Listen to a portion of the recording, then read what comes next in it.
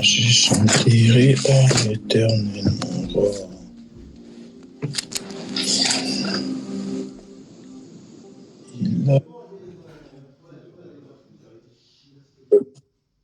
Oui, Richalon, bonsoir bien-aimé. Bienvenue à notre 36e séance aujourd'hui, qu'on va aborder la partie 5 si Jésus à Capernaum.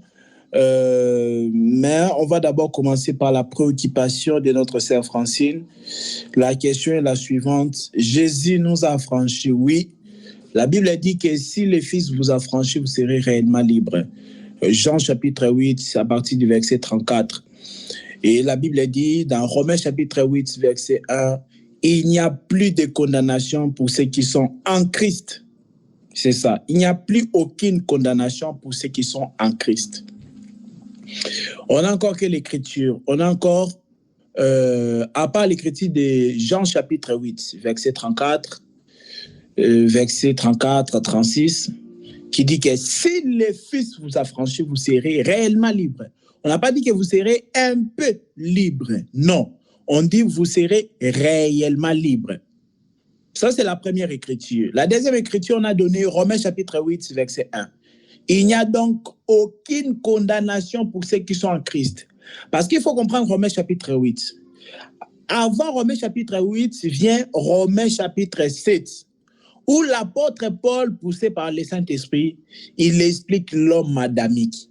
Il explique la vie sous la loi dans Romains chapitre 7. Il explique vraiment ces rapports-là, l'homme adamique, comment il souffrait dans la loi, comment il ne peut pas s'en sortir. Hein? Vous voyez un peu. Il dit, mais malheureux que je suis, qui me délivrera de ce corps?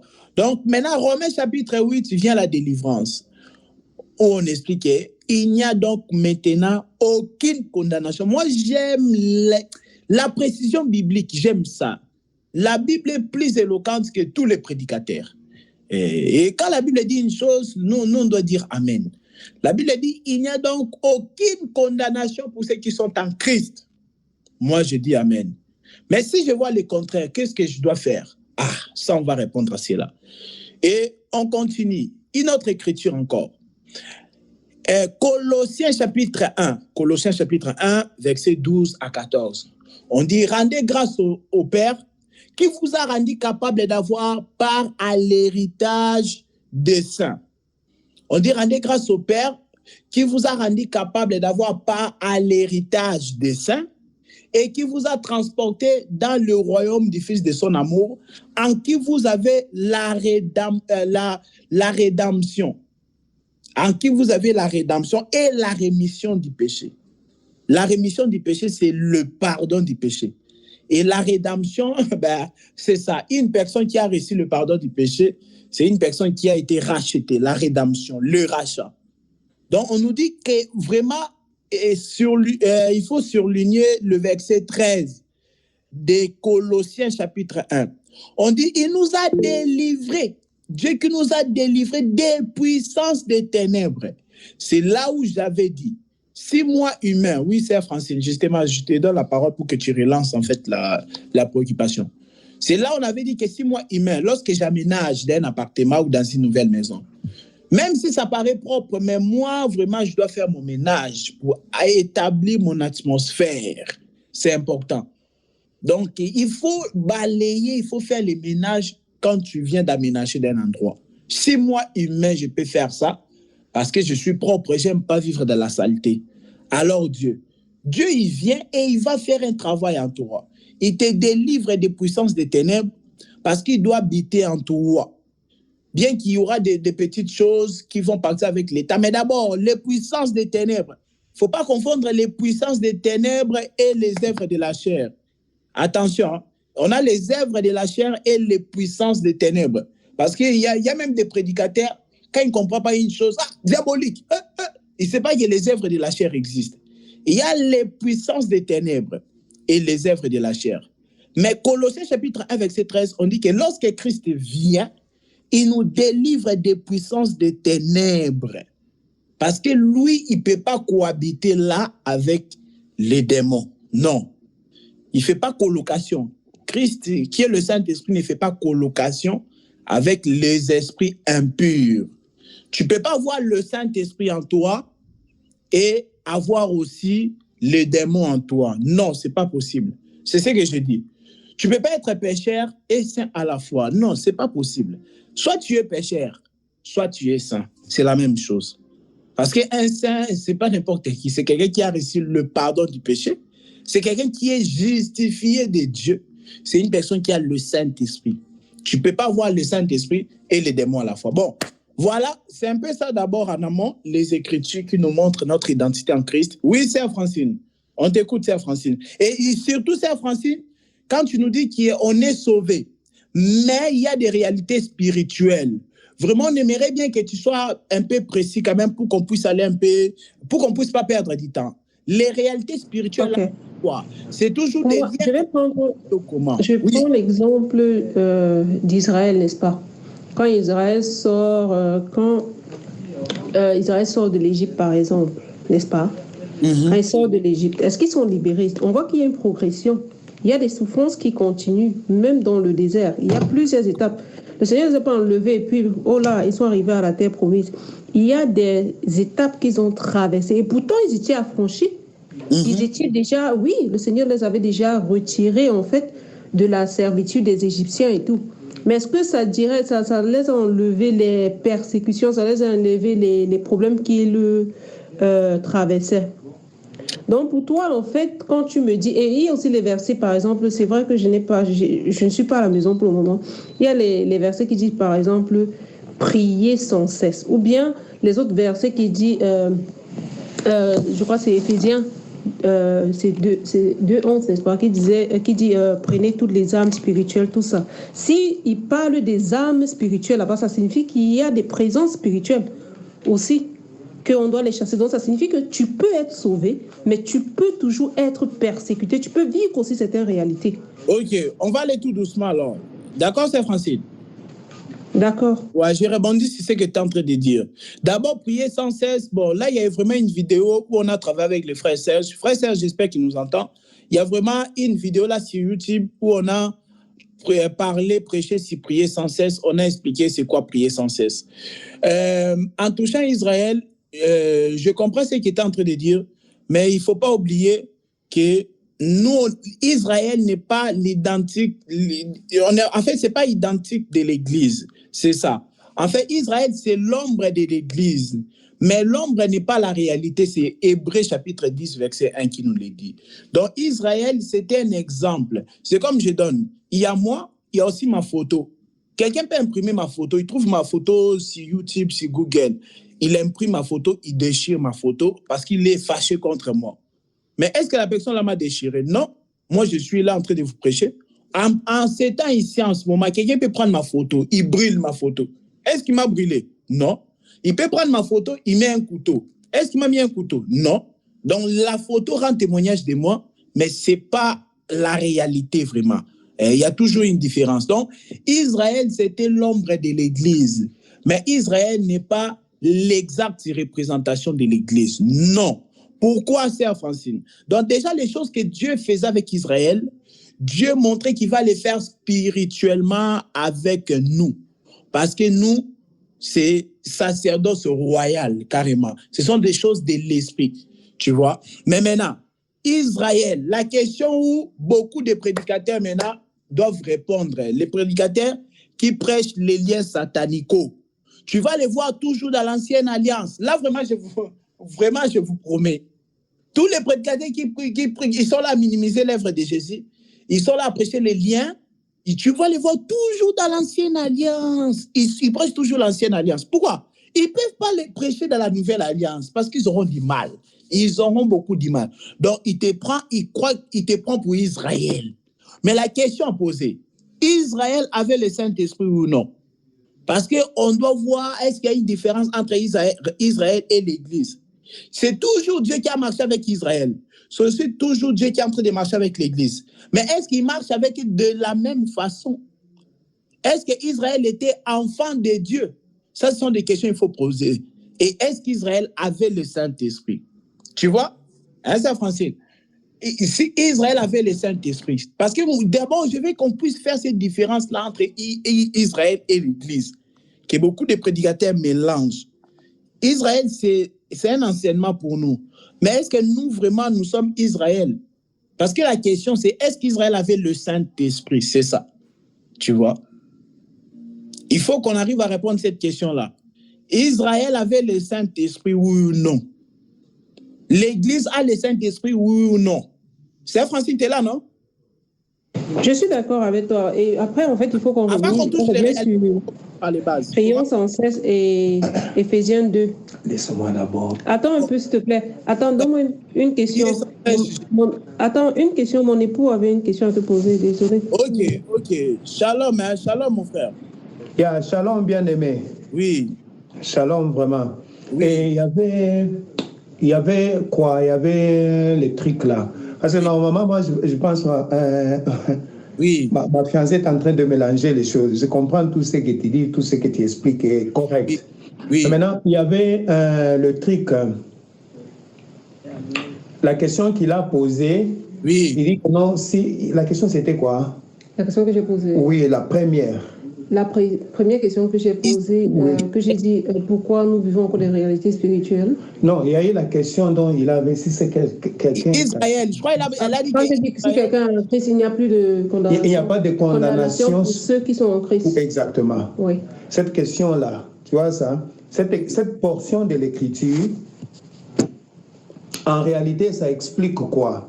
Parce que quand Paul dit ça, Paul directement voit d'abord, parce que ça c'est un deuxième témoignage. Si on dit, si quelqu'un est en Christ, il n'y a pas de condamnation pour eux. Parce qu'il faut d'abord comprendre la condamnation, c'est quoi? Tu vois ça? Hein? La condamnation, c'est la désobéissance, tu vois ça? La désobéissance de la loi de Dieu, la personne est condamnée. Donc, celui qui est condamné, c'est quelqu'un qui est déjà mort, selon les Écritures. Tu vois ça? Et maintenant, celui qui n'est pas condamné, c'est celui qui a la vie éternelle. Oui. Tu vois ça? C'est que, maintenant, quand Paul dit si quelqu'un est en Christ, il n'y a pas de condamnation en lui. Il explique quoi? Et ça, c'est un premier témoin. Le deuxième témoin, c'est maintenant dans l'ombre. Il faut aller dans l'ombre. Parce que Moïse aussi a expliqué ça. C'est par rapport à la vie de Joseph. Tu vois ça? Parce que Joseph, c'est l'ombre parfait de Christ. Et vous allez voir directement que sans Moïse et sans Joseph, tout celui qui devait être sauvé, qui devait avoir la vie, il devait passer par Moïse, non?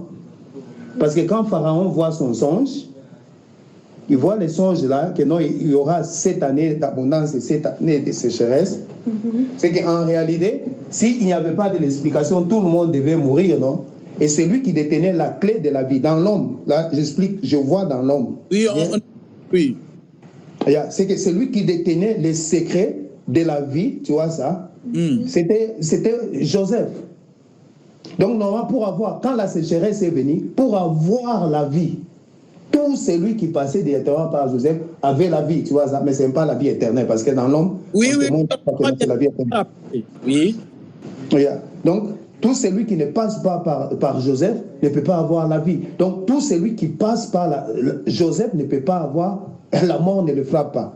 Oui. Tu vois, directement, ça, ce sont des choses qui se sont passées physiquement comme ça. Maintenant, dans l'homme, c'est physique, tu vois ça? Mais parce que la vie dans l'homme, normalement, n'est pas réelle. Maintenant, en esprit, voilà pourquoi maintenant, quand le frère Paul, quand il dit, tout celui qui est en Christ, oui. Il n'est pas condamné, donc il explique ça, parce que l'abondance directement de la vie, c'est en Christ, c'est en Jésus, parce que c'est lui le véritable Joseph, tu vois ça? Oui. Donc c'est lui qui vient en Jésus, il a la vie, il ne peut pas mourir. Parce que nous maintenant, nous ne parlons pas maintenant de pain physique, mais nous parlons de l'abondance de la parole, parce que c'est la parole qui est la vie, parce que Jésus-Christ lui-même, il dit que non, mes paroles, les paroles que je vous ai dites sont esprit et vie. Parce que la parole de Christ, c'est l'esprit, c'est la vie. Oui. Donc c'est lui qui vient, le pain. Parce que le pain physique, normalement, c'est le corps qui a besoin de ça. Oui. Et pourquoi est-ce que le corps a besoin de ça? Parce que l'âme qui habite le corps, tu vois ça? Oui. C'est l'âme qui pousse au corps d'avoir besoin de ça pour sa survie. Parce que la maison de l'âme, c'est le corps, tu vois ça? Mais maintenant, quand l'âme quitte le corps, l'âme a aussi besoin de la nourriture. Maintenant, dans la forme spirituelle, l'unique endroit où trouver la nourriture, c'est en Christ. Oui. Quand ton âme normalement quitte et que l'âme n'est pas en Christ, donc tu es dans les tourments. Voilà pourquoi, parce que quand l'âme meurt, quand l'homme meurt, le corps n'a pas besoin de la nourriture. Hein? Le corps n'a pas besoin de l'eau. Le corps qui reste là, l'enveloppe, n'a pas besoin de la nourriture, n'a pas besoin de l'eau, n'a pas besoin de toute chose qui est charnelle que nous voyons ici. Parce que les choses physiques ici expliquent ce qui est spirituel. Tu vois ça? C'est que donc, maintenant, l'état du corps de l'homme, quand l'âme de l'homme quitte le corps, l'âme a besoin de la nourriture. Oui. Mais maintenant, est-ce que vous êtes rentré, hein?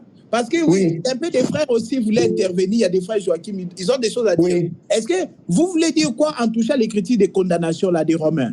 Non. Ça, normalement, des condamnations, j'explique. Parce que c'est là. Vous êtes d'accord avec moi ou pas, en fait? Je suis d'accord avec toi.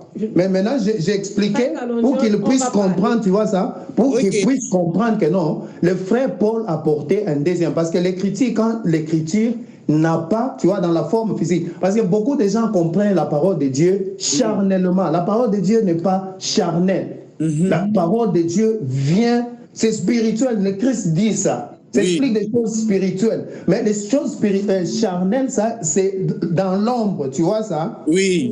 J'amène le deuxième témoignage qui est charnel, que non, en réalité, Joseph les a donné le pain, mais ils sont tous morts. Tu vois ça? Amen.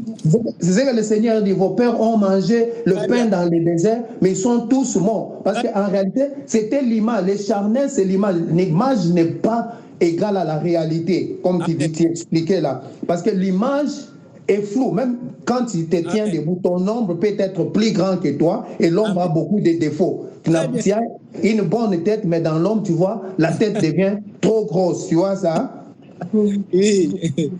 C'est un peu ça. Parce que normalement, toute la parole de Dieu, ça s'adresse, ce sont des choses spirituelles qui s'adressent à ce qui va arriver. Et vous allez voir directement que voilà pourquoi je vous ai expliqué que normalement, nous, étant spirituel, ce n'est pas la chair comme Joseph a donné aux Égyptiens. Il a sauvé le monde parce que sans la révélation du rêve, du songe, l'explication du son, tout le monde devait mourir, même les animaux, tout. Mais parce que la vie, c'est lui qui détenait la vie, c'est Joseph, tu vois ça, c'est lui qui avait la clé de la vie. En expliquant ça, et Pharaon lui a donné tout le pouvoir et a dit que non, ok, toi, parce qu'on ne trouvera pas quelqu'un qui est si intelligent comme toi, c'est toi. Fais tout ça. Et tout au moment où venir, tout doit passer par toi pour avoir ce qu'ils veulent. Tu vois ça? Oui. D'accord, vous m'avez donné l'explication. Maintenant, moi, je parle de ma réalité maintenant. Ma question était, pourquoi nous vivons encore des frustrations par exemple, la question était venue sur le truc, les liens de famille. Tu vois un peu? Les familles sorcellériques et tout là. Parce que n'oublions pas que nous venons des familles qui ont été attachés à certaines cultures. On est resté là-bas presque toute notre vie. On a été endoctrinés. Et après, on vient en Christ. Et il y a certaines réalités que nous voyons peut-être souvent dans les rêves, les choses. Et alors, nous sommes en Christ, nous confessons Christ. Nous avons le Saint-Esprit. Mais pourquoi nous vivons encore ces difficultés-là? On n'a pas appris alors, c'est quoi? C'est ça le nœud de ma question. Maintenant, tu vois, ça c'est ta croyance. Ça, dans ce côté-là, ça devient. Non, parce que tu vois, normalement, c'est la même chose. Il y a une question où les gens ont amené un aveugle vers le Seigneur. On amène l'aveugle, on place l'aveugle là, parce que dans la croyance, il dit que non, qui entre ses parents a péché. Tu vois ça? Pour que non, les gars là soient aveugles. Tu vois ça? Oui. Mais le Seigneur n'a pas voulu que non, les gens puissent croire ça. Il a dit que non, il est né comme ça pour manifester. Nous qui croyons, moi, quand je crois, je peux vivre avec des sorciers, je ne crois pas à leur puissance. Amen. Parce qu'on te dira que non, si tu donnes tes vêtements, et les sorciers là, il va t'enfermer. Si tu donnes l'argent, il va te bloquer. Si tu crois, parce que les choses nous arrivent selon notre foi. Amen. Si tu crois que non, je donne l'argent, il va me bloquer, tu crois à ça, ça va t'arriver selon ta foi. Amen. Mais moi, je donne parce que le Seigneur dit, si ton ennemi a faim, donne-lui. C'est que les frères n'étaient pas là, mais on l'a dit carrément. Je crois que c'était... Est-ce que tu vois ça? Frère Kalonji, toi et moi. Tu vois directement. Et Normalement, c'est ça, c'est la foi. Parce qu'il ne faut pas croire aux magiciens, tu auras peur des rosicruciens. Moi, je vais travailler avec des rosicruciens. J'avais un frère qui est mort, il était comme ça, normalement, il ne m'a rien fait. Oui. Tu vois ça? Parce que lui, il croit, c'est ça quoi. Moi, normalement, quand tu crois que non, un sorcier, vraiment, toi, toutes tes pratiques-là, chez moi, je ne crois pas à ça. Ça n'aura aucun effet. Ça aura l'effet sur les gens qui ont peur de ça et qui croient à ça. Amen, amen, amen. Sœur Francine, les beaux-frères, ils s'appellent comment? Jean-Marie, c'est ça? Oui. Ah, ok. C'est moi. C'est moi, c'est la foi. Donc, si tu as des tribulations, parce que ta foi, tu n'as pas encore posé ta foi bien en Christ. Oui. Si tu poses ta foi en Jésus-Christ, ton grand-père, que ce soit ton oncle, que ce soit tout ça, tous ces liens-là ne te concernent pas. Toi, tu es détaché. Ils feront tout ça parce que toi, tu ne crois pas en ça. Ça n'aura pas d'effet sur toi. Ah, merci. Amen. Amen, amen. Vraiment, c'est ce qu'on avait déjà commencé à dire et que Dieu soit loué comme les frères nous ont encore complété. Frère Joachim, tu voulais dire quelque chose? Oui, je voulais juste ajouter que Dieu a donné le pouvoir de devenir enfant de Dieu. C'est-à-dire que c'est à nous de faire aussi en sorte que ça marche. Parce que si on lit Romains 8, verset 1, il n'y a donc maintenant aucune condamnation pour ceux qui sont en Jésus-Christ, qui ne vivent pas conformément à leur nature propre, mais conformément à l'esprit. C'est qu'il faut faire mourir la chair, se conformer à la mort du Seigneur pour vivre par l'esprit. C'est ce que dit Paul aussi au-dessus au chapitre 7 quand il dit... C'est quel verset? C'est quel verset? Au chapitre 7, au verset 22. Quel livre? Je n'ai pas compris. Romains, chapitre 7, verset 22. Oui. En effet, je prends plaisir à la loi de Dieu dans mon être intérieur, mais je constate qu'il y a dans mes membres une autre loi. Elle lutte contre la loi de mon intelligence et me rend prisonnier de la loi du péché qui est dans mes membres. Après, il dit, malheureux être humain que je suis, qui me délivrera de ce corps de mort? Je remercie Dieu car c'est possible par Jésus-Christ notre Seigneur. Amen. Ainsi, par mon intelligence, je suis esclave de la loi de Dieu, mais par ma nature propre, je suis esclave de la loi du péché. Donc Dieu nous donne la possibilité de faire mourir notre chair par l'esprit. C'est pourquoi Paul dit au chapitre 8, au verset 12, « Ainsi donc, frères et sœurs, nous avons une dette, mais pas envers notre nature propre pour nous conformer à ses exigences. Si vous vivez en vous conformant à votre nature propre, vous allez mourir. Mais si par l'esprit vous faites mourir les manières d'agir du corps, vous vivrez. » Donc là, on voit bien que Dieu, oui, par l'œuvre de la croix, a anéanti à l'impuissance le péché. Le problème, c'est que dès qu'on retend vers ce qui est de la nature humaine, on va réveiller la chair et c'est là qu'on va commencer à avoir des problèmes. Mais réveiller la chair, mon frère, ça j'aime ça, c'est ce que tu dis. Attends, on va lire d'abord ça. Romains chapitre 8, verset 12, hein? Romains chapitre 8, verset 12. Bon, je commence même au verset 11. Et si l'esprit de celui qui a ressuscité Jésus d'entre les morts habite en vous, celui qui a ressuscité Christ d'entre les morts rendra aussi la vie. Vraiment, mes bien-aimés, suivez, même si c'est pas, on n'est pas en train d'aborder la leçon du jour, mais vraiment, c'est toujours les choses de Dieu. Vraiment, votre attention, s'il vous plaît. On dit que si, Romains chapitre 8, à partir du verset 11, on dit que si l'esprit de celui qui a ressuscité Jésus d'entre les morts habite en vous, celui qui a ressuscité Christ d'entre les morts rendra aussi la vie à vos corps mortels par son esprit qui habite en vous. Ainsi donc, frères, nous ne sommes point redevables à la chair. Donc, on n'a pas une dette, c'est ça les frères Joachim a dit. Nous ne sommes point redevables à la chair pour vivre selon la chair. Si vous vivez selon la chair, vous mourrez. Mais si par l'esprit, vous faites mourir les actions du corps, vous vivrez. Car tous ceux qui sont... Ah, c'est ça. Verset 14. Car tous ceux qui sont conduits par l'Esprit de Dieu sont fils de Dieu. Mais en fait, ici, il est en train d'expliquer, il faut voir un peu la conclusion. Parce que quand on dit car, ça vient directement expliquer ce qui a été dit précédemment. Donc, il faut être conduit par le Saint-Esprit. La vie chrétienne, c'est quoi? Ce n'est pas que tu es en train de te battre avec ta chair. Non, ça, c'est la loi. La vie spirituelle, c'est Dieu lui-même, il vient vivre. Oui, et ma sœur a posté une écriture, ma sœur Myriel, bah, ça s'est affiché puis ça s'est enlevé. Bon, il faut que je regarde. Ça s'est enlevé, je vais remettre. Ouais. Parce que je vais poser la question par rapport à tout ce qu'on est en train de dire.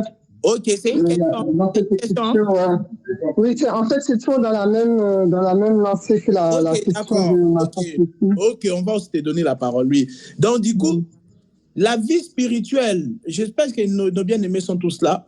La vie spirituelle, c'est laisser Dieu vivre sa vie en toi. Parce que toi-même, tu as essayé, tu n'as pas réussi.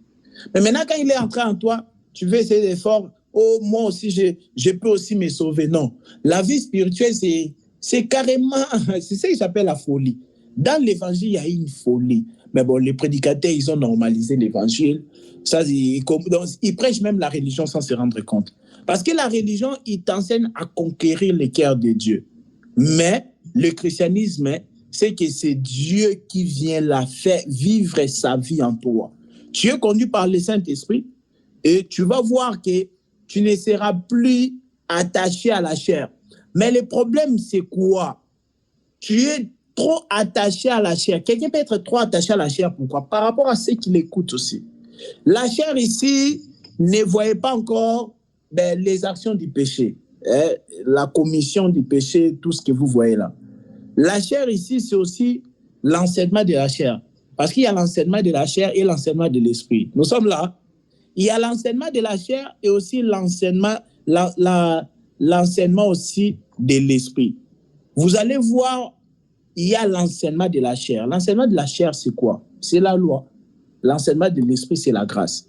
Parce que le problème, c'est quoi? On dit que nous ne sommes pas ainsi, frères, nous ne sommes point redevables à la chair. On ne doit plus rien à la chair. Et si vous vivez selon la chair, vous mourrez. Mais par l'esprit. Donc là, on est en train de nous dire qu'on doit laisser le volant au Saint-Esprit. C'est ça. Oui, voilà, c'est ce que je voulais dire aussi. Ok. C'est juste par rapport, du coup, parce que la sœur dit qu'on peut vivre des réalités spirituelles, mais à mon avis, c'est plus par rapport au fait qu'on se laisse conduire par la chair et non par l'esprit, qu'on vit ces choses qui sont mauvaises. On peut vivre des réalités spirituelles lorsqu'on se laisse conduire par la chair, comme le frère Jean-Marie a dit. C'est quoi? C'est que tu commences à croire à ce qui n'est pas, à ce que Christ n'a pas dit. Christ, il a dit, il n'y a plus de condamnation, mais moi, je commence à croire que je peux aussi être lié. Donc, c'est ça.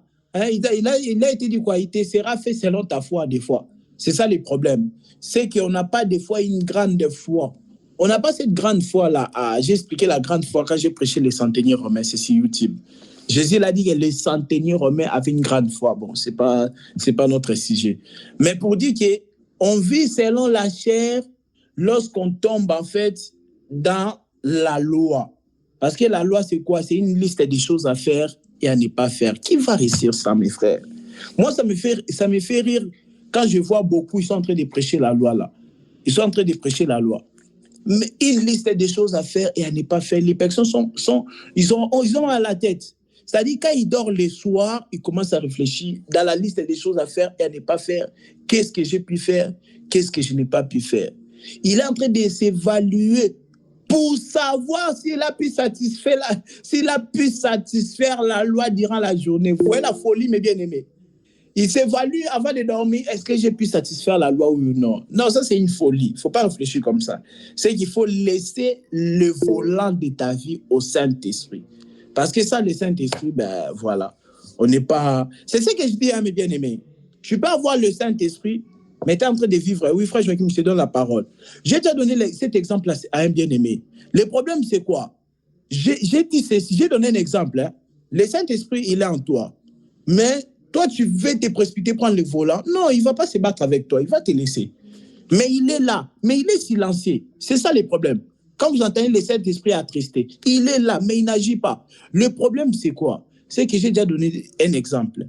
Dans une maison, il y a un homme, il y a une femme.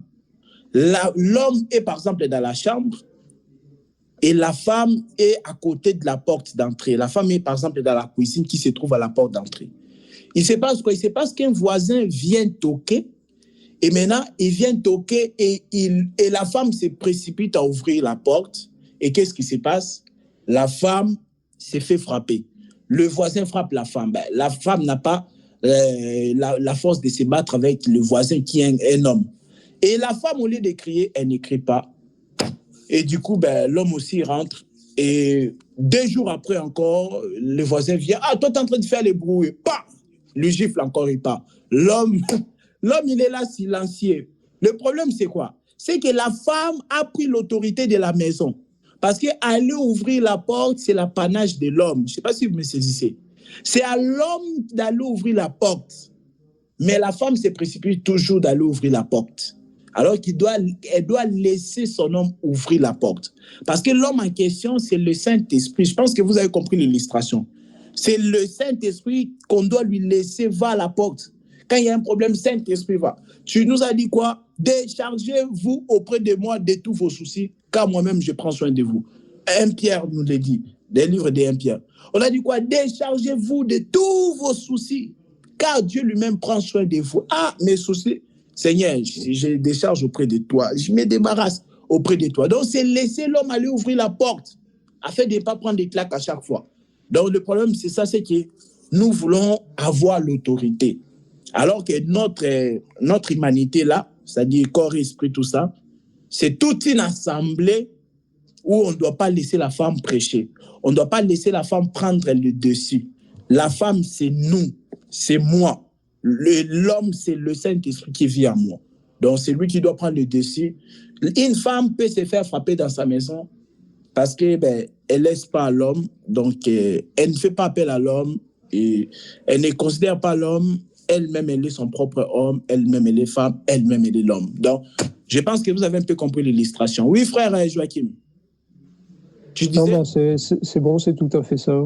Je voulais juste ajouter que voilà, il y en a beaucoup qui ont l'esprit, mais qui malheureusement font comme s'ils étaient sous la loi, c'est-à-dire qu'ils se disent si je prie autant de fois, Dieu va m'exaucer, au lieu d'abandonner totalement et de se remettre à la grâce.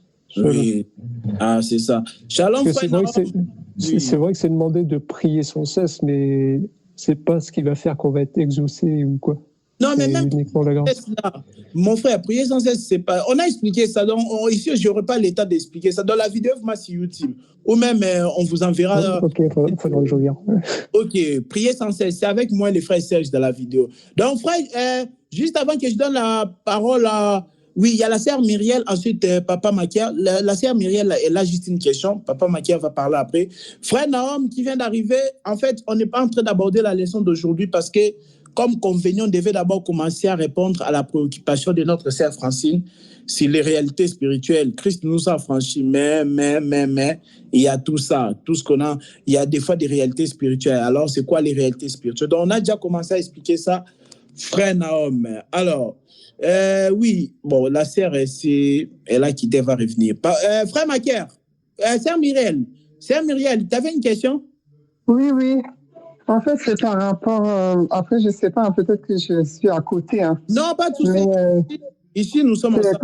Quand je lis l'écriture que j'ai envoyée, là, il me semble que c'est Marc 29, 30. Marc 29. Marc 10, 29, 30. Marc chapitre 10.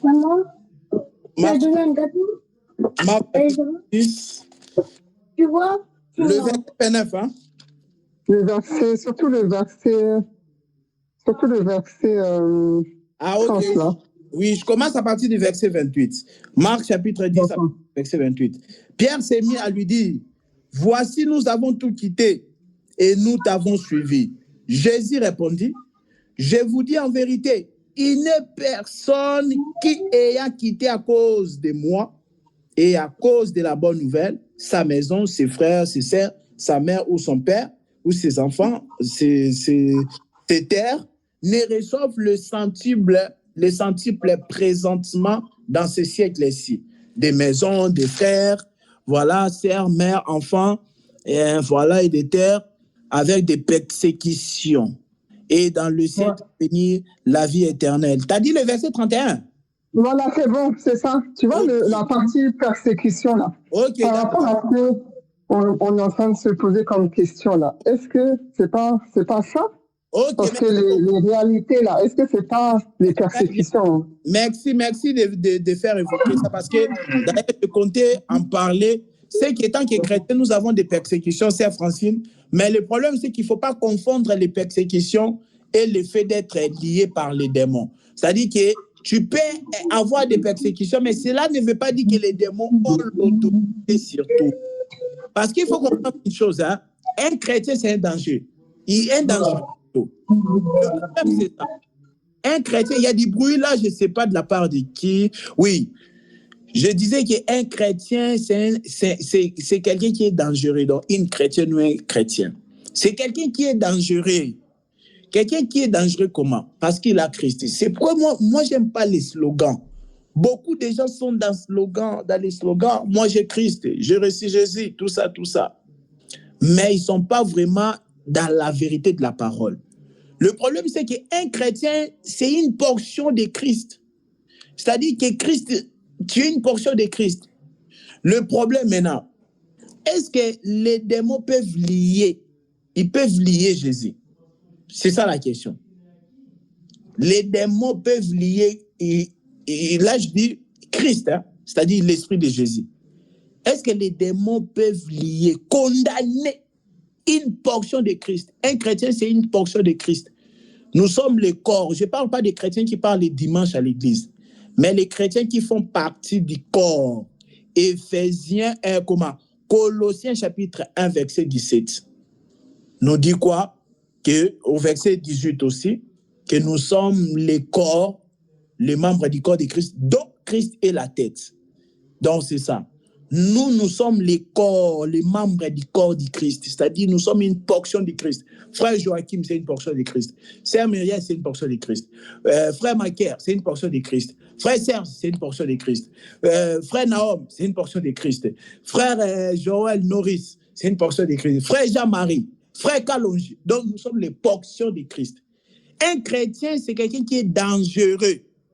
Mais maintenant, vous imaginez quelqu'un de dangereux être pris par les démons comme ça, c'est compliqué.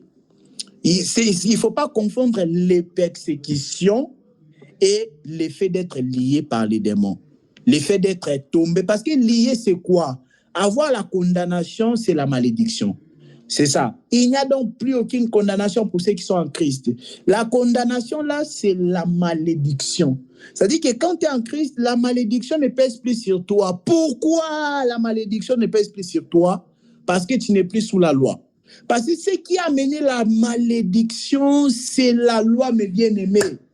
C'est la loi qui a apporté la malédiction. On va encore revenir sur l'écriture de la sœur Myriel. Mais d'abord, on doit retourner là-bas. C'est ce que moi je dis. Quand quelqu'un dit qu'il est lié à cause de ses arrière-grands-pères. Mais moi je dis non. Arrière-grand-père là, il est né même après Jésus. Remontons là-bas chez Adam. Descendons. Parce qu'apparemment, quand on fait des calculs et tout, de Adam jusqu'à Jésus, mais un jour on en parlera, c'est sans vraiment de profondeur, que de Adam jusqu'à Jésus, ça fait normalement on est déjà parce que de Adam jusqu'à Abraham, c'est de 2000 ans, Abraham, Jésus 2000 ans, et puis nous 6000 ans. Donc, on est déjà dans les 6000 ans comme ça. Donc, c'est un peu ça, quoi. Donc, il y a une chose, dans de Adam à Christ, il y a 4000 ans. Un jour, on en parlera vraiment, ce sont des calculs. Hein. De Adam à Christ, c'est 4000 ans. De Christ à nous, c'est 6000 ans. Parce que Christ, ça fait 2000 ans qu'il a disparu. Mais maintenant, quand on calcule de Adam jusqu'à nous, 6000 ans, ça va, ça ne vous embrouille pas. Ça ne vous embrouille pas, j'espère. Donc, je disais de Adam à Abraham, c'est 2000 ans. Il y a eu 2000 ans, à peu près. Un jour, on entrera dans les détails. De Abraham à Christ, il y a eu aussi à peu près 2000 ans. Donc, ce qui fait que de Adam à Christ, il y a eu 4000 ans. Et de Christ à nous, ça fait 2000 ans. Donc, de Adam à nous, ça fait 6000 ans. À peu près. Donc, voilà. Un jour, on reviendra sur ça. Donc, quand on remonte, mes bien-aimés, on se rend compte que Adam, par exemple, supposons, ça fait 6000 ans par rapport à aujourd'hui. Ben, c'est lui notre grand-père. C'est pas notre arrière-arrière-grand-père là qui est en Afrique, qui est à n'importe quel pays d'Europe. C'est pas eux d'abord qui ont amené la malédiction. C'est l'homme qui a amené la malédiction sur la terre, c'est Adam, mes bien-aimés. Le problème, si on veut résoudre un problème, retournons à la racine. S'il vous plaît, retournons à la racine. Il faut résoudre les problèmes d'un arbre d'abord à la racine. Il faut comprendre. Parce que c'est la racine qui donne la force aux tiges là, au tronc. Et puis c'est les troncs maintenant qui donnent les sarments, les branches, les feuilles, les fruits, ainsi de suite. Le problème de l'arbre, il faut les résoudre à la racine. Quand on dit que, parce que les réalités spirituelles, c'est la cause de la malédiction. Les réalités spirituelles négatives, là, les gens sont en train de vivre. C'est suite à la malédiction. Et c'est pourquoi Romains chapitre 8, verset 1, on dit, il n'y a donc plus aucune condamnation pour ceux qui sont en Christ. La condamnation, là, c'est la malédiction. Et on a dit, l'homme qui a mené la malédiction, ce n'est pas notre arrière-grand-père. Non.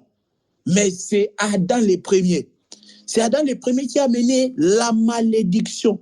La malédiction est entrée comment? Par la désobéissance. La désobéissance, vous savez, c'est le péché. C'est le péché qui a mené la malédiction. C'est le péché qui a mené la mort. C'est ça. Mais maintenant, on te dit en Christ.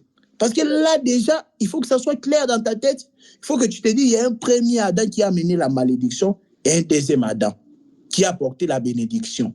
Mais maintenant, quand tu es dans le second Adam, la malédiction ne pèse plus sur toi. Et Jérémie chapitre 29, on peut le lire s'il vous plaît. Jérémie 29, verset 31, il nous dit quoi? Il faut qu'on touche encore l'écriture là. On n'a même pas encore touché l'écriture là pour parler des persécutions. On va chuter sur ça aussi. Jérémie chapitre 29, le verset 31.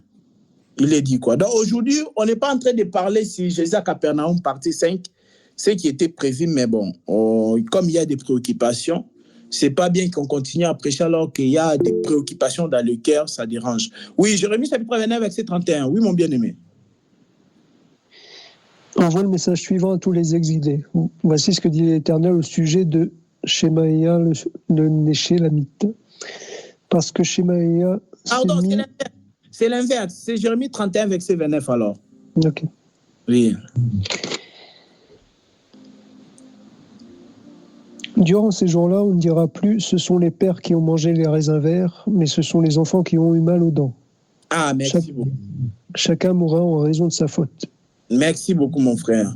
Donc, Jérémie, les prophètes, ils prophétisent déjà sur la nouvelle alliance. Parce que je dis toujours, il faut faire attention lorsqu'un prophète de l'ancienne alliance est en train de parler. Il prophétisait sur la consolation, sur la nouvelle alliance, de la consolation des choses à venir. Il prophétisait sur la nouvelle alliance. Jérémie, le prophète, a dit qu'on ne dira plus dans cette alliance-là, parce qu'il faut prendre le temps de lire aussi le verset d'avant. Il dit dans cette alliance-là, on ne dira plus que le père a mangé du raisin et les dents des enfants en ont été agacées. C'est-à-dire quoi? Le père mange du raisin et les dents des enfants pourris. C'est comme s'il y a une personne qui est en train de prendre l'alcool et son fils, un papa qui est en train de consommer l'alcool et son fils est en train de s'enivrer. Le fils n'a pas pris l'alcool, mais le fils est en train de s'enivrer. C'était ça la loi. La loi, c'était ça. C'est que le papa consomme l'alcool, le fils est en train de s'enivrer. Dieu l'a dit, non, on va arrêter ça. C'est-à-dire quoi, vous avez compris, c'est le père qui fait du mal et puis la malédiction atteint 3, 4e génération. Ah, vous voyez, on a dit que la malédiction va atteindre des 3, 4e génération. Mais pour ceux qui, mais par la bonté de Dieu, là, c'est Dieu, ça c'est quand Dieu punit. On dit que Dieu punit de 3, 4e génération. Mais il agit avec bonté à 1000e génération, dont la bénédiction dépasse. C'est jusqu'à 1000e génération. Mais quand il s'agit de la punition, c'est 3, 4e génération. Là aussi, c'était une prophétie. Et dans Exode 20, je crois, le verset 5, ça fait longtemps que je le lis. On dit que Dieu punit la faute des parents des 3, 4e génération. Vous allez voir les pasteurs dans les églises de réveil, des 3, 4e génération. Mais maintenant, il va te dire que toi, aujourd'hui, tu es condamné parce que des 3, 4e génération. Mais ça, c'est faux. Parce que si tu remontes, tu vas voir 7e, 10e génération, donc ils étaient aussi comme ça, ils étaient aussi sous ces choses-là. Mais la Bible dit que Dieu punit seulement l'iniquité des 3 à 4e génération. Dieu punit l'iniquité, s'il vous plaît, mes bien-aimés. Il punit l'iniquité. Mais parmi tous nos grands-parents, là, posons-nous d'abord les questions. Est-ce qu'ils étaient purs vraiment? Parce qu'on dit que Dieu punit l'iniquité des parents des 3 à 4e génération. Il y a un problème. Normalement, si à 10e génération de mes arrière-pères, ben, d'ailleurs, c'est même impossible parce que tous ils étaient des pécheurs. Hein? Et tous ils étaient des pécheurs. Donc, vous voyez que l'écriture là ne colle pas pour qu'on vienne t'attribuer ça dans ta famille. Non, c'était une prophétie. Matthieu avait dit quoi? Matthieu chapitre 11, verset 13. Il a dit que la loi et les prophètes ont prophétisé jusqu'à Jean-Baptiste.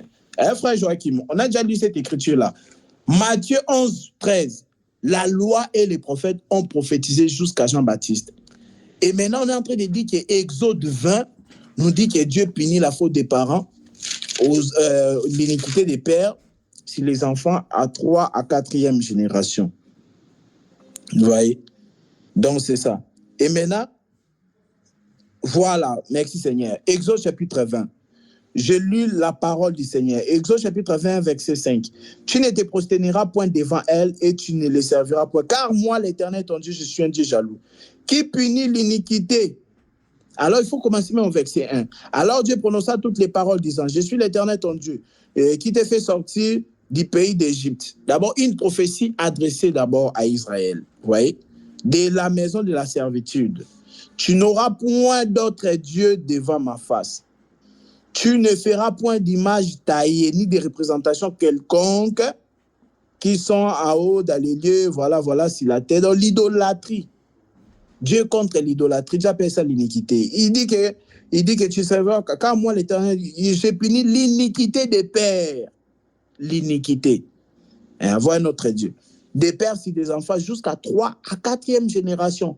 Et qui fait miséricorde jusqu'à la 1000e génération, mis à ceux qui m'aiment et qui gardent mes commandements. Mais vous allez voir que cette écriture-là ne s'est pas accomplie. Le verset 6 de Exode 20. Dieu dit qu'il va agir avec bonté pour ceux qui gardent ses commandements. Est-ce qu'Israël a gardé les commandements de Dieu? Non.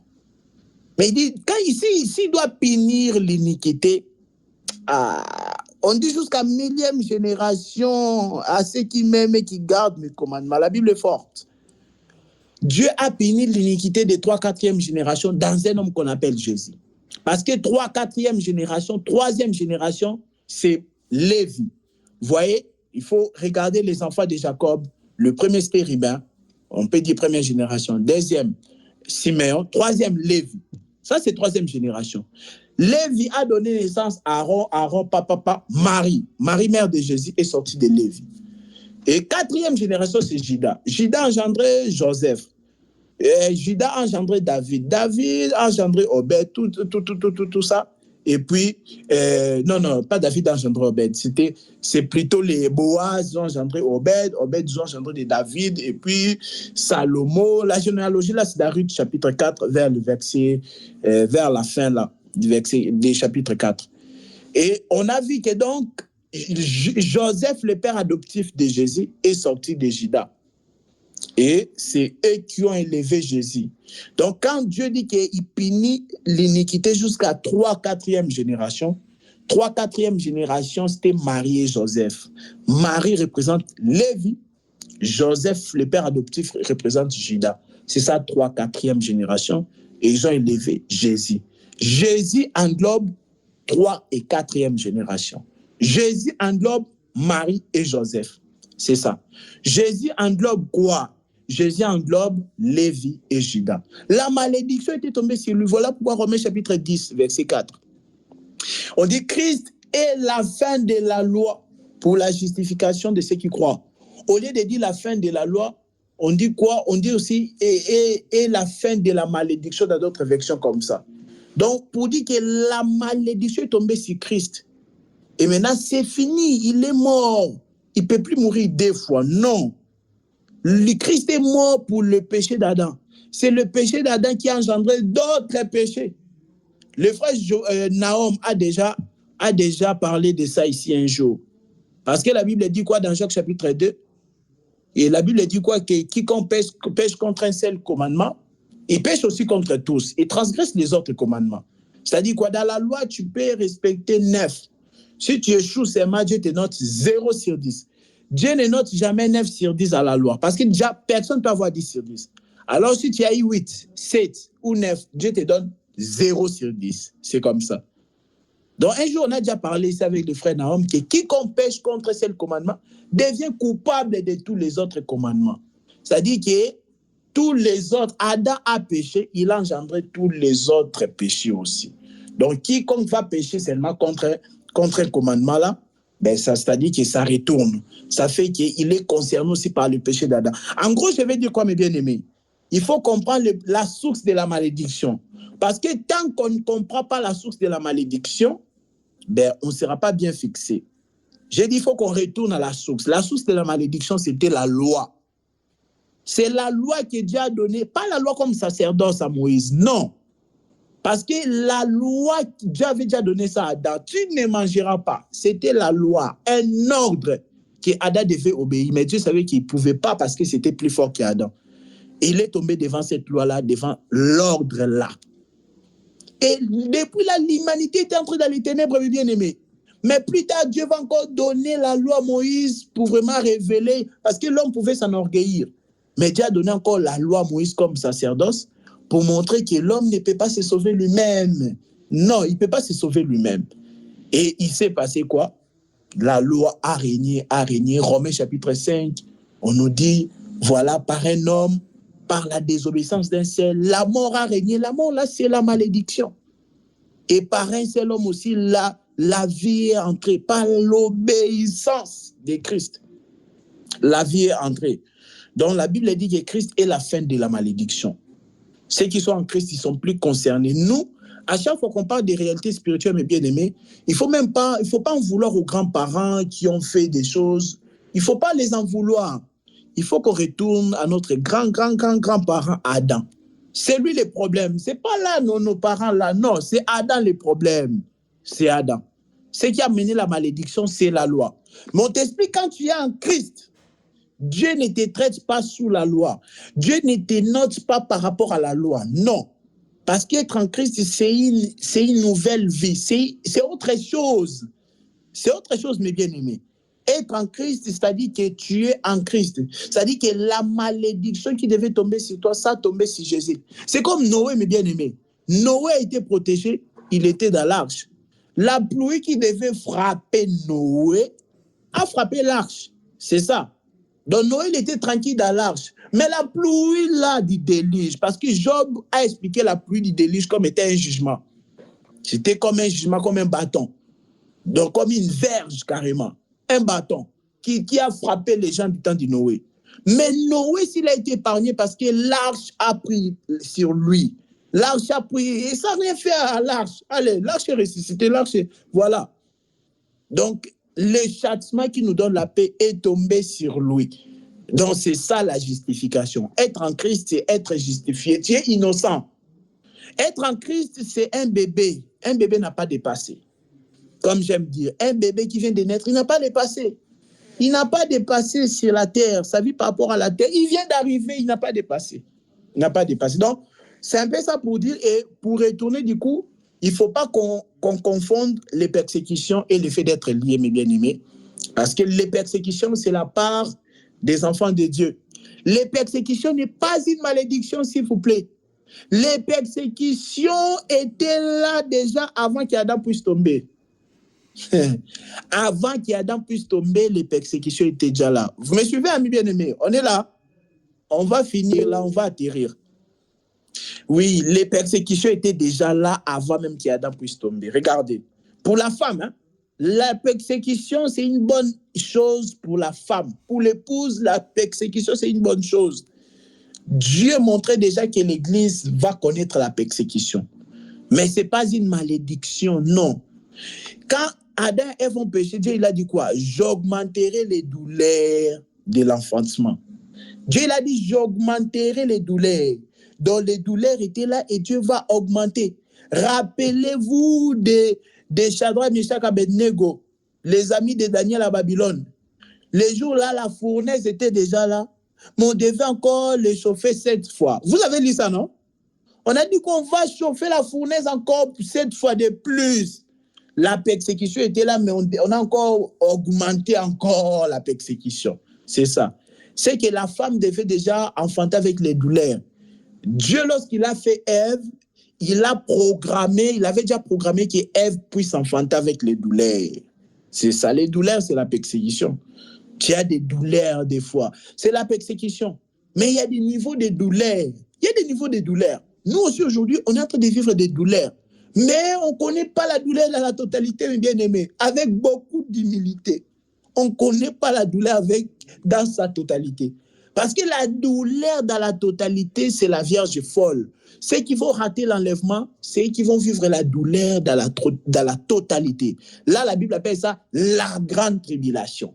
Il y a une différence entre les tribulations et la grande tribulation. La grande tribulation, là c'est après les péchés. Ils ont refusé le Fils de l'homme. Ils n'ont pas été dans l'enseignement, ils ont été dans la distraction. On augmente la douleur. La grande tribulation. Nous, on est en train de vivre les tribulations. Les tribulations. Mais il y a aussi la grande tribulation qui est réservée après l'enlèvement. C'est important. Les douleurs, les persécutions, c'est une bonne chose pour la femme. Et c'est ça même que la femme sera contente après avoir enfanté. La femme va dire, ah, vraiment, j'ai vécu des douleurs.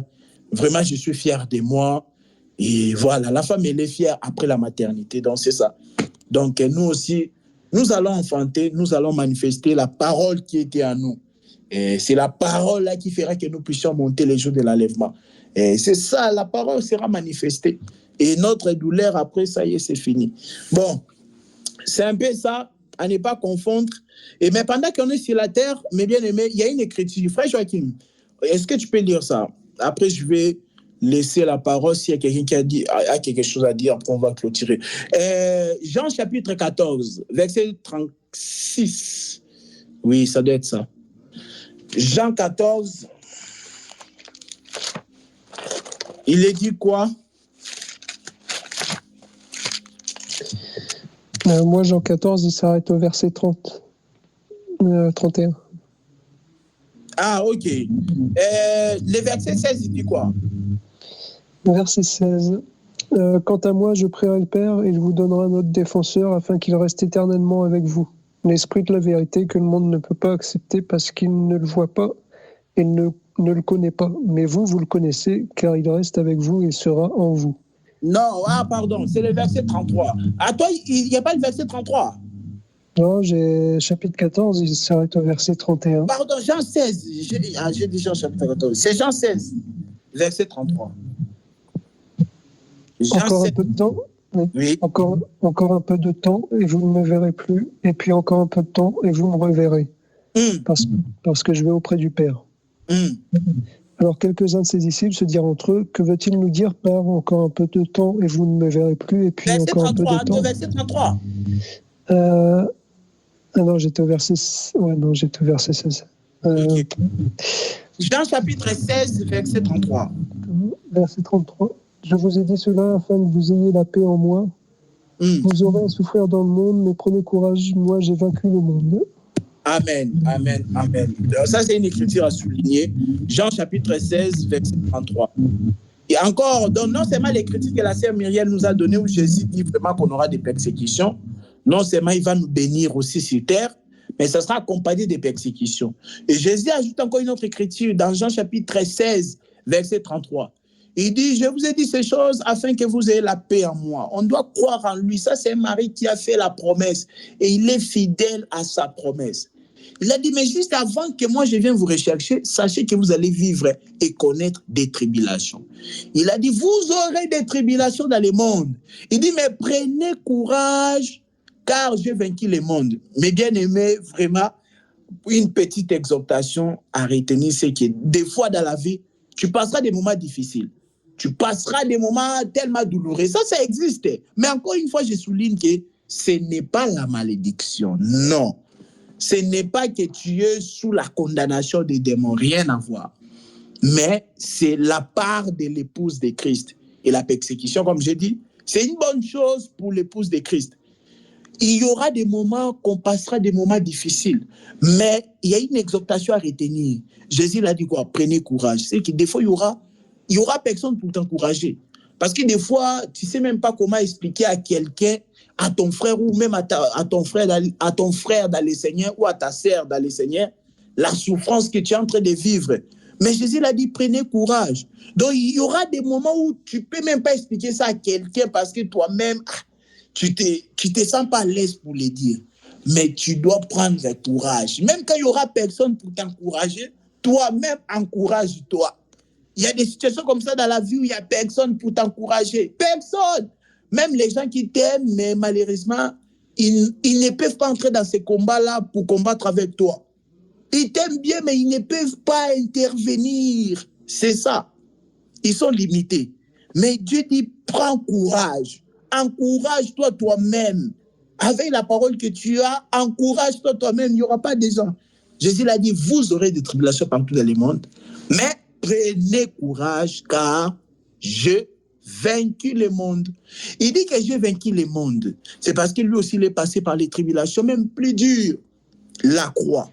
Mais il nous a rassuré que lui, il est la tête. Colossiens chapitre 1, verset 18. C'est lui qui est la tête. Il a vaincu. Jésus est la tête de l'église. Il a traversé. Il a vaincu. Il est sorti des persécutions. C'est comme si quelqu'un est en train de se noyer. La tête sort. Vous voyez, il retrouve l'équilibre. Il est dans les grands bassins là, dans la natation, dans la piscine. Et il est en train de se noyer. Pas. Sa tête sort. Mais la personne est déjà sauvée. Parce que quand la tête sort de l'eau comme ça, ben, ça y est, on ne va pas dire que tu t'es noyé, tu t'es en train de te noyer. Non. Quand la tête sort de l'eau comme ça, on est dans les grands bassins là. Les grands bassins, la piscine là, c'est 2 mètres, 2 mètres 50 là. Au moment où seulement ta tête sort comme ça, c'est fini. Tu n'es pas en train de te noyer. Et j'aimerais nous dire que notre tête, la tête de l'église qui est Christ, n'est pas en train de se noyer, mes bien-aimés. La tête de l'église n'est pas en train de faire naufrage. Non. La tête de l'église est en bonne santé. Il domine sur les eaux. Il domine sur le monde. Il domine sur les problèmes. Il est hors de l'eau. Donc, nous, la tête, nous, le corps, même si on est encore dans l'eau, il ne faut pas craindre. Même si les pieds là, les pieds ne touchent pas la piscine là, on est dans les grands bassins, ne nous inquiétez pas parce que la tête demeure sur les eaux. La tête a réussi à s'en sortir de l'eau du naufrage. Donc le corps est encore dans l'eau, mais t'inquiète pas, tu es dans l'eau parce que l'eau c'est le monde. Hein? Apocalypse 17, verset 15. Tu es dans le monde, il y a des problèmes, t'inquiète pas. Toi tu es le corps, tu es dans l'eau, mais la tête est hors de l'eau. La tête c'est Christ. Il a dit, prenez courage car j'ai vaincu le monde. C'est-à-dire, la Bible dit quoi? 1 Jean chapitre 4, verset 17. Tel il est, tel nous sommes. Donc le corps doit espérer qu'il va aussi vaincre le monde. Comme je vous ai donné l'exemple, donc si la tête arrive à sortir de l'eau, le corps doit dire que tel la tête, tel moi je suis. Donc ils sont en couple, ils sont ensemble. Donc le corps a de quoi espérer qu'il ne va pas du tout mourir. Le corps ne meurt pas si la tête sort de l'eau. Retenez ça, mes bien-aimés. Si la tête sort de l'eau, la tête arrive à sortir de l'eau lors du naufrage comme ça, tu t'es noyé, tu pensais t'aller te noyer, la tête sort comme ça, c'est fini, le corps ne va pas mourir. Le corps, c'est pourquoi on dit que l'église ne sera jamais détruite. Quelqu'un qui te dit que, parce qu'il y a des faux prédicateurs et des aventuriers, des comédiens. Il dit on va faire la réforme de l'église. Il y a beaucoup de choses, des gens comme ça. Ils appellent leur église réformée. La réformation de l'église. On doit réformer. Donc, c'est-à-dire que l'église était décomposée. L'église était formée. L'église a été décomposée par les faux prédicateurs. Et Martin Luther King, il est venu maintenant pour former à nouveau. C'est ça qu'ils appellent la réformation de l'église. Nous sommes l'église réformée. Donc, ils croient que l'église a été formée à la croix. Après, l'église a été déformée. Et Martin Luther King est venu encore réformer. Ah, ça, ce sont des bêtises. L'église, depuis que l'église a été formée à la croix, l'église n'a jamais été détruite. L'église a connu des persécutions. Mais l'église n'a jamais été déformée, mes bien-aimés. Jamais. L'église de Christ ne sera jamais détruite. Malgré, il peut avoir le nombre de prédicateurs aventurieux, malgré le nombre de prédicateurs escrocs, malgré le nombre de faux prédicateurs qui cachent la vérité sur le pardon du péché, malgré tout ça, mais l'Église ne sera jamais détruite. Parce que la tête de l'Église, ce n'est pas un pasteur. La tête de l'Église, ce n'est pas un prophète, je ne sais pas de quel pays. Et la tête de l'Église, c'est Christ lui-même. Et il nous a dit quoi? J'ai vaincu le monde. Donc, regarde-toi, tu as ta tête, tu as ton corps. Donc, la tête arrive à s'en sortir du naufrage, c'est fini. Tu as aussi vaincu. Bon, voilà la petite exhortation que je viens d'atterrir avec. Que le Seigneur soit loué. Ça va, mes bien-aimés? C'est Francine, on est là. Tout le monde m'a écouté, je pense. OK. Bon, voilà, on est déjà 19h45. Je ne sais pas s'il y a des questions qu'on viendra répondre prochainement. Frère Naom, on ne t'a pas du tout entendu. Hein? Frère Naom, il est là. Il est là, mais on ne l'a pas entendu. Bon, après, on ne l'a pas aussi laissé la parole, c'est normal. Alors, sœur Myriel, ça va? Sœur Myriel, on ne sait pas si elle nous écoute. Frère Joël, Norris, on ne sait pas s'il nous écoute. OK, bon. OK, que le Seigneur soit loué. Je ne sais pas s'il y a des questions afin qu'on puisse prier. Donc, je rappelle encore qu'il nous reste 2 samedis. Après, on aura une pause de 4 semaines parce que malgré... cela ne dépend pas de moi, de ma volonté, mais je dois voyager vraiment pour une urgence. Et comme le voyage, c'est loin, c'est vraiment en Afrique, donc je ne serai pas à mesure de le faire. Donc, à partir du 13, notre dernière séance, ce sera le 13. Donc, il nous reste encore samedi prochain, l'autre samedi. Donc, et après... Je vais en fait laisser les questions. Bon, il y a des bien-aimés qui ne connaissent pas encore le système. Je laisserai les questions qui résument. Je vais vous envoyer les questions en PDF qui résument tous les enseignements qu'on a fait. C'est juste pour que vous puissiez en fait vraiment réécouter encore les enseignements. C'est très important. Donc, pendant 4 samedis, normalement, je ne serai pas là. Donc, il y aura un message dans les groupes de toute façon pour préciser la date de la reprise. Mais ça sera au mois de mai. On va reprendre au mois de mai. Vers mi-mai, voilà, mi-mai déjà, mais vous aurez la date. Donc, la dernière séance, c'est les 13. Donc, samedi prochain, on est là. Samedi d'après, encore, on est là. Après, donc, ça y est, mi-avril jusqu'à mi-mai, et puis on revient. Ça va? Il n'y a pas de questions? OK. On va prier. Seigneur, notre Dieu, notre Père, nous te bénissons. Merci pour la vie éternelle que tu nous as donnée. Merci parce que ta parole est véritable. Merci parce que tu es vrai, Seigneur. Merci parce que toi, tu es dans la vérité, Seigneur. Et tu nous as appelés aussi à vivre dans la vérité, Seigneur, où tu es. Aide-nous, Seigneur Dieu de loi, à vivre ta vérité, Seigneur, malgré les réalités.